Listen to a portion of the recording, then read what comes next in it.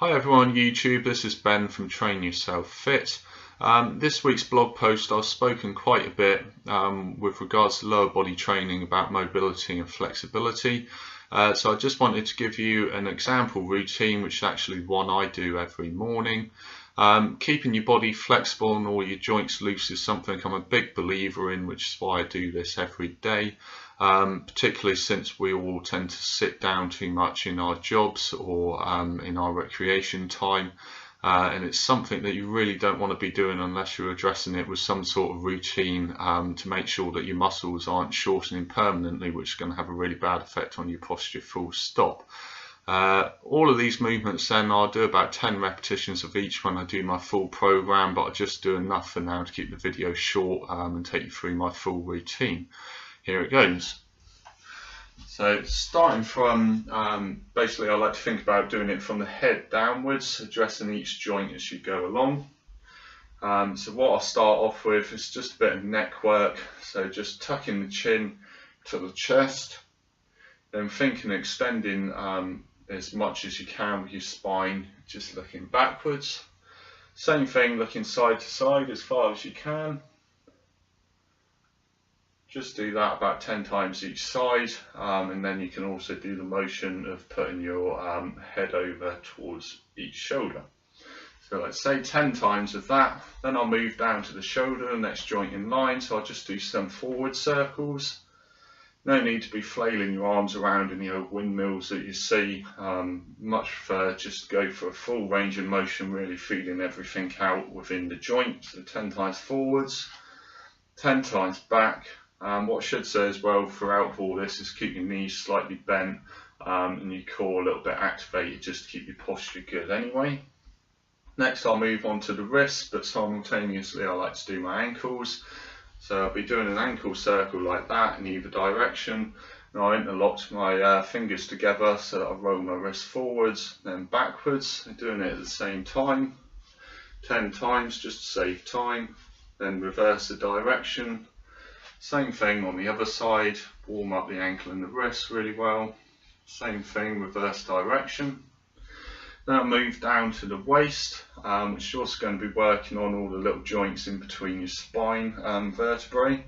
So to start with, keep your hips locked in place. That's really going to stretch the muscles just of your waist to start with. Again, always keeping your knees nice and bent though, hands in front.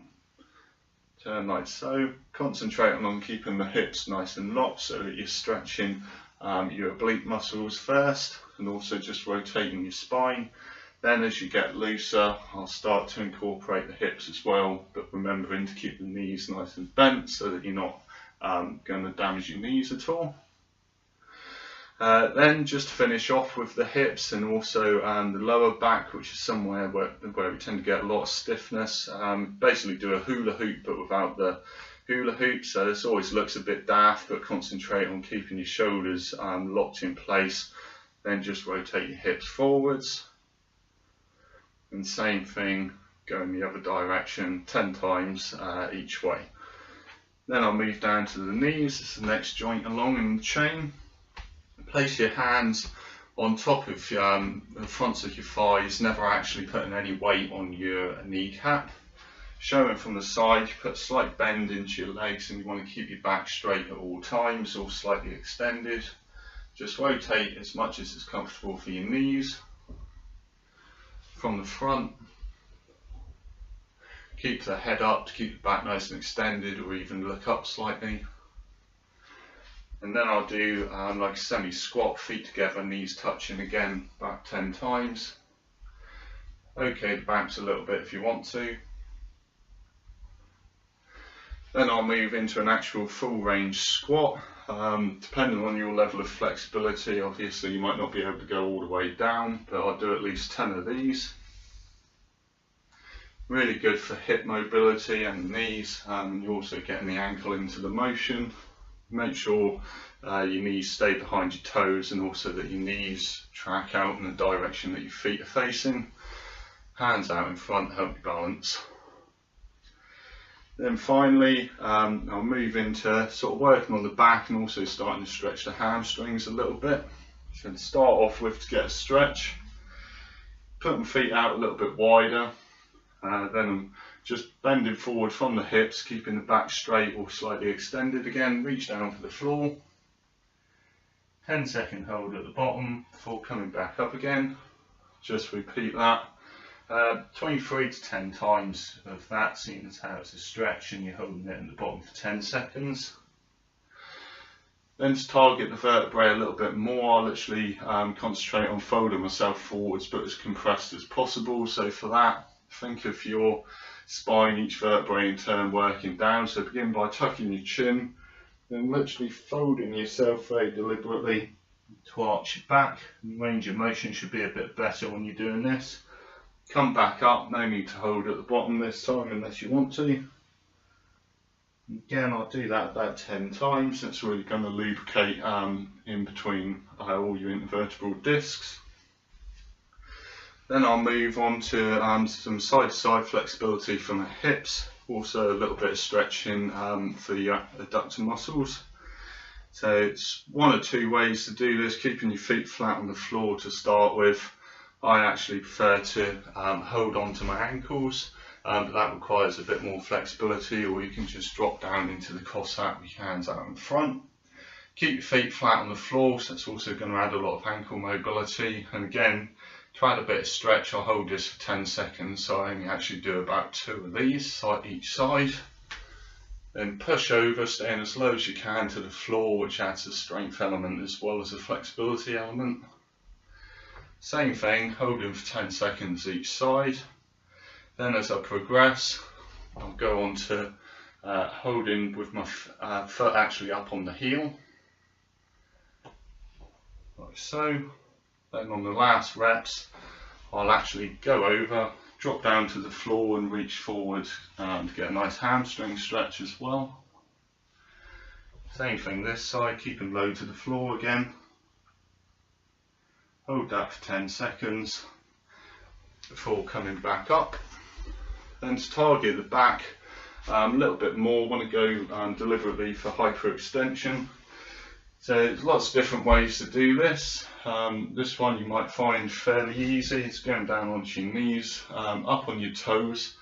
Actually place your hands onto your heels, and what you're going to do is straighten your arms as you push forward with your chest, looking to look as far behind as you can, like so. Again, you can hold that if you want to, or just keep doing that for repetitions. Get really good extension on your back. Or alternatively, you can do that as a cobra stretch, which starts in like a downward dog position before doing the dive bomber push-up. Again, looking as far back as you can. Imagine, if you will, as stupid as it sounds, that you're actually trying to look at the wall behind you to get a nice extension before coming back out. That one I tend to just like to hold there for sort of 10 seconds. Alternatively, you could do any sort of bridge variants. Bridges are brilliant for your back as well. So just to show you a few of those, you've got like a reverse plank or straight leg bridge, like so. Alternatively, you do like a table bridge, which is having your feet closer towards your bottom, and you're just pushing up. I actually want to think that you're pulling your feet towards your bottom while you do that, and you're also trying to pull sort of inwards towards your heels with your hands. Get the right sort of extension. Or if you're flexible enough, you can do a full bridge, like that. Again, I tend to do that for repetitions and hold it for a short while in between as well. And the last one I tend to do, go for like a piked hamstring stretch, just to finish out. So legs together, sitting in a long sit basically, which might already be challenging enough for you. But if not, you can also, keeping your back as straight as possible, walk your hands forwards, point your toes and just hold that for as long as is comfortable. And then since I'm stretching that in a passive fashion, i.e. I'm stretching using the floor, to stretch my muscles. What I also like to do is to do an active stretch for that, which also works on creating some compression strength, which is useful for things like press handstands. So for that, I'll put my hands down on the floor. You want to reach forward as far as you can to do this. Again, trying to think, push your chest forwards and your back nice and straight or slightly extended, and without rocking back, lift your legs off like so. And I'll do that for 10 repetitions as well, aiming to get my legs as high as I possibly can without touching the floor at any point in between. That's a really good stretch both for your hamstrings but also for developing strength. So there you have it. That's sort of the short morning stretch and mobility routine that I do every day. By all means, you don't have to do all of it. Some of the moves in there are quite challenging, but you should certainly adopt some sort of similar program if you want to keep all your joints healthy and to work on your flexibility. Your body's really going to thank you for it. Alright, so I hope that helps. Happy training, and be sure to check out the blog post as well to go with this video. Thanks for watching.